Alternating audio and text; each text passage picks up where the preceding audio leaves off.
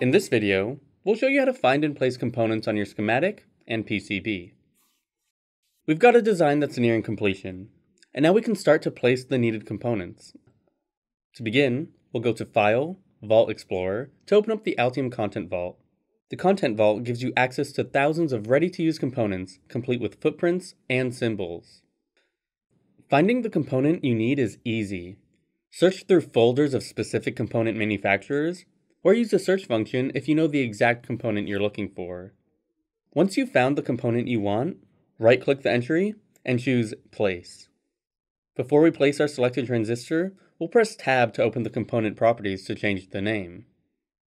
With the correct name entered, we can now place our transistor on our schematic, and each duplicate component we place after it will follow an incremental naming process, saving us time when we have to manage the parametric data of our components. We now need a header, so let's open up our Libraries panel by going to the View tab and selecting Libraries. The Libraries panel enables you to browse and place components from your available libraries. You can scroll through all the components, or use the search bar on top to refine your available options. Once you find the component you need, drag and drop it into your design. Now that we have all our components in place, we can link them to a real-world part. To do this, we'll right-click on the component symbol and select Supplier Links. In the Supplier Links window, we can search for a specific vendor part we want to link our component to.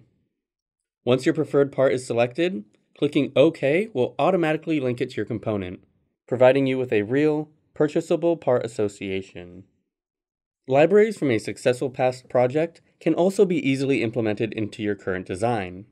To do this, go to the Projects tab and select Add Existing Document, and then locate your existing library file. Now that all of our symbols are placed, it's time to synchronize our schematic design with our PCB with an ECO, or Engineering Change Order. To update the PCB, click on the Home tab, then select Project, Update PCB Document.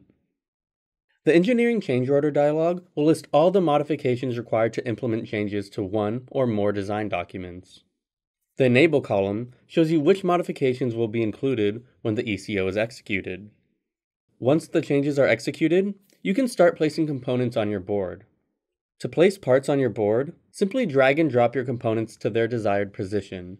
Using the spacebar will allow you to rotate the components, while the connection lines allow you to precisely guide your components' placement.